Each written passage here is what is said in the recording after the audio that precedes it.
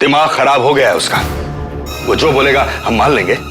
आप चिंता मत कीजिए ना, हम लोग समझाएंगे उसे। समझने वाला होता तो अंश ये हरकत ही नहीं करता। वैदिश्री, देखा नहीं तुमने सबके सामने कैसे पायल का हाथ पकड़कर उसे ले गया? बेचारा ऋषि, उसे पता चलेगा तो उस पर क्या बीतेगी भाभी। मुझे भी यही चिंता हो रही है चैताली। अब हम करेंगे क्या? जो भी करेंगे बहुत सोच समझ कर करना पड़ेगा। अभी भी सोचना समझना बाकी है। अंश के जी में जो आए वो कर रहा है। तो क्या करें अविनाश? उसे तो दीन दुनिया की चिंता रही नहीं, लेकिन हम तो अपने घर का तमाशा नहीं बना सकते ना सबके सामने। भाभी, तमाशे के डर से हम चुपचाप नहीं बैठ सकते। बहुत हो गई अंश की मनमानी। अब हम उसके सामने घुटने हरगिज नहीं टेकेंगे। तो क्या करेंगे?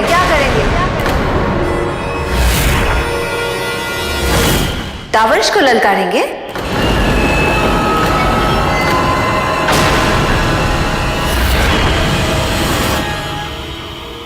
तुमने किया है ना ये सब?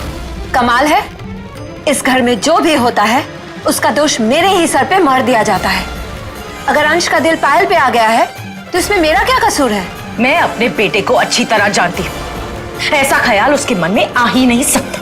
प्रिया से प्यार करता है वो, जरूर तुम ही ने उसे भड़काया होगा, उत्साया होगा पायल से शादी करने के लिए।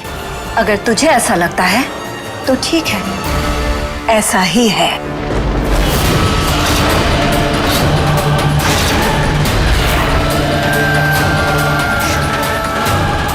मैंने ही उसे पायल से शादी करने के लिए उकसाया है, और देखो उसने मेरी बात मान भी ली, और तुम लोगों में से किसी की भी नहीं सुन रहा।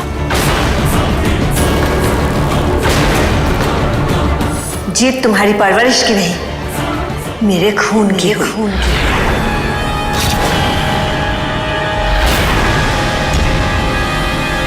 तुम्हारे खून की जीत तो तब होगी जब हम अंश को ऐसा करने देंगे।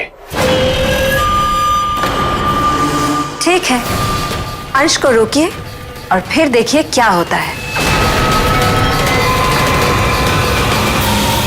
आप बस अंश पर ध्यान दीजिए, किसी भी वजह से उसे गुस्सा नहीं आना चाहिए। अगर चाहे उसके लिए आपको उसकी कोई भी जायज नाजायज मांग पूरी करनी पड़े तो कर दीजिए। तुम्हारी धमकियों का हम पर कोई असर नहीं होने वाला। पायल और अंश की शादी हरगिज नहीं होगी।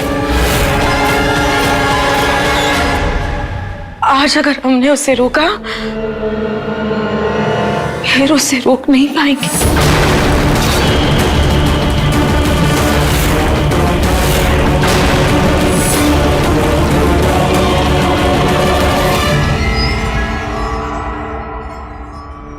पिया को मात्र त्रिनेत्रमणि ही बचा सकती है। परंतु इस पुरातन ग्रंथ में कहीं भी नहीं लिखा है कि वो दुर्लभ त्रिनेत्रमणि कहाँ मिल सकती है। भरोसा रखिए पंडित जी, जब उसने जरिया बताया है तो उस तक पहुंचने का रास्ता भी वही दिखाएगा। मुझे पूरा भरोसा है भोलेनाथ कोई ना कोई संकेत अवश्य देंगे।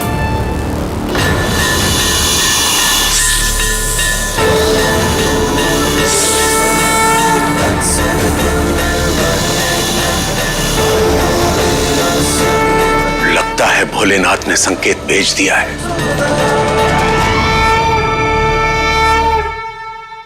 नेहा, हाँ? पायल कहाँ है? पायल? पायल वो यहीं कहीं ऋषि।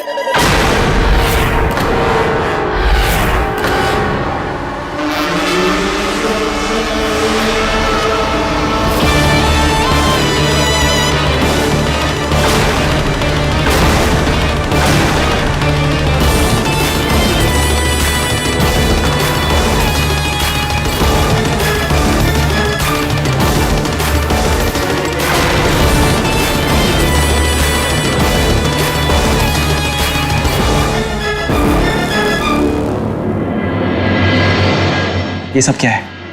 तूने पायल का हाथ क्यों पकड़ा है? कमाल है, मैं अपनी होने वाली बीवी का हाथ नहीं पकड़ूंगा तो कौन पकड़ेगा?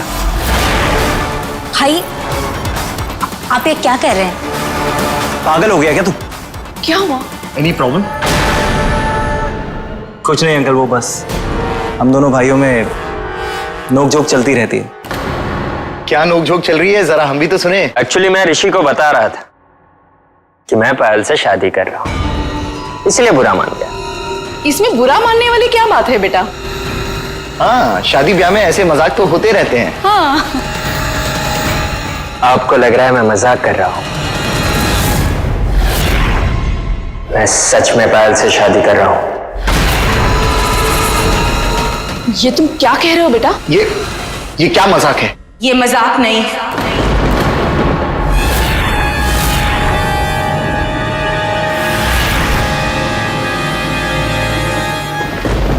बल्कि सच है।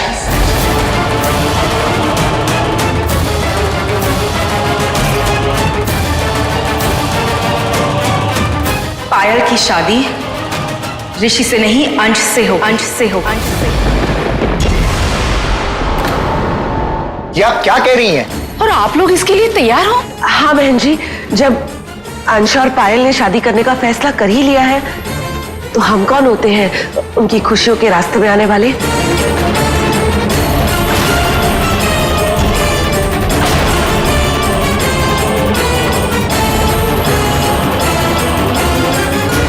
ऋषि,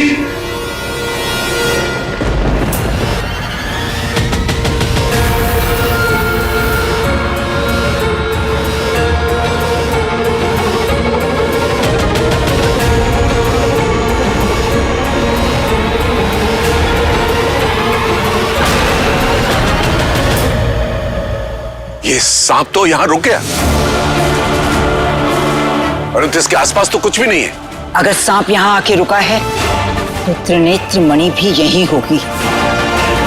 लेकिन यहां तो सिर्फ खाली जमीन है और कुछ भी नहीं है। अरे ये क्या? क्या हुआ पंडित जी? ये सांप तो जमीन के अंदर चला गया। इसका मतलब त्रिनेत्र मणि यही जमीन के नीचे है पंडित जी। आप खोद के देखिए पंडित जी, मणि जमीन के नीचे ही मिलेगी। जी। डैड, पिया दी को त्रिशंकु लोक से वापस लाने का कोई तरीका मिला? नहीं, लेकिन मुझे यकीन है कि पंडित जी गुड़िया को ठीक करने का कोई ना कोई रास्ता जरूर ढूंढ लेंगे। लेकिन ये भी तो नहीं पता कि पंडित जी कहाँ हैं। उन्हें हम तक पहुंचने में थोड़ा वक्त लगेगा और हमें उन्हें ये वक्त देना पड़ेगा। वक्त ही तो नहीं है हमारे पास, और अगर होता भी तो हम उन्हें वक्त कैसे दे सकते थे डैड? हम नहीं,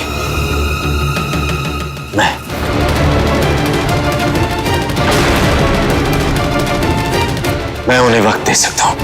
कैसे? इस त्रिशंकु कटार से। यह कटार देखने में बिल्कुल उसी कटार जैसी है जिसकी वजह से गुड़िया का शरीर त्रिशंकु लोक पहुंच रहा है, लेकिन यह उससे कहीं ज्यादा शक्तिशाली है। लेकिन आप इस कटार से करेंगे क्या डैड? त्रिशंकु लोक को एक शरीर चाहिए, लेकिन वो शरीर मेरी गुड़िया का ना हो, इसलिए हमें बदले में त्रिशंकु लोक को किसी और का शरीर देना होगा। लेकिन किसका?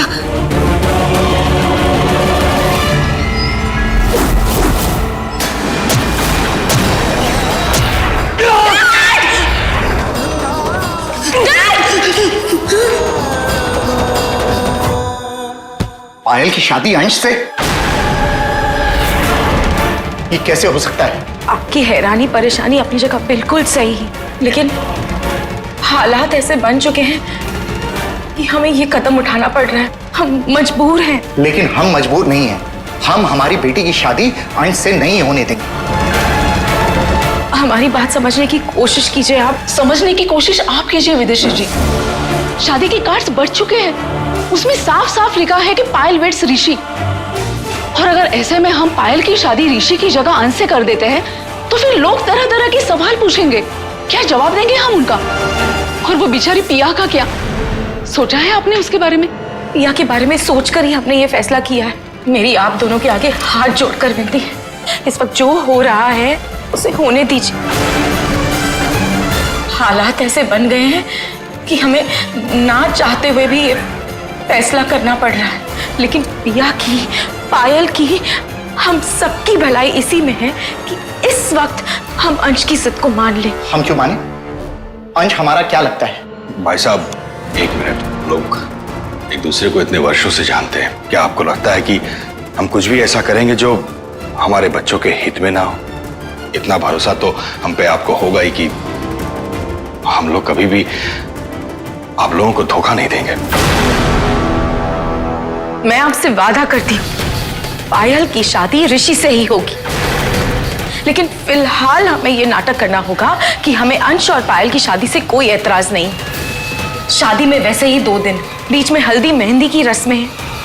हमें बस वो रस्में ऋषि की जगह अंश के साथ करवानी पड़ेगी।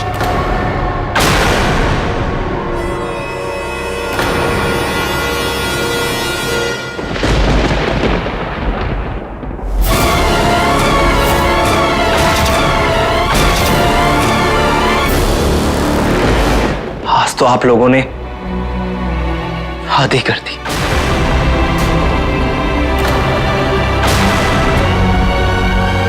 ऋषि, बेटा सुन तो। ऋषि! डैड, आपने क्या किया डैड? गुड़िया को त्रिशंकु लोग जाने से रोकने का यही एक तरीका था सब। अब त्रिशंकु लोग गुड़िया नहीं, मैं जाऊंगा। सावी, हमारे पास सिर्फ शाम के 6 बजे तक का वक्त है। सूरज डूबने से पहले हमें गुड़िया को बचाना होगा। और अगर पंडित जी आए ही नहीं तो? वो आएंगे, लेकिन मुझसे वादा करो, अगर मैं वापस नहीं आ पाया तो तुम अपना और गुड़िया का ख्याल रखोगी। डैड प्लीज ऐसा मत बोलिए, आपको कुछ नहीं होने वाला है। वादा करो तुम गुड़िया को कुछ नहीं होने दोगी।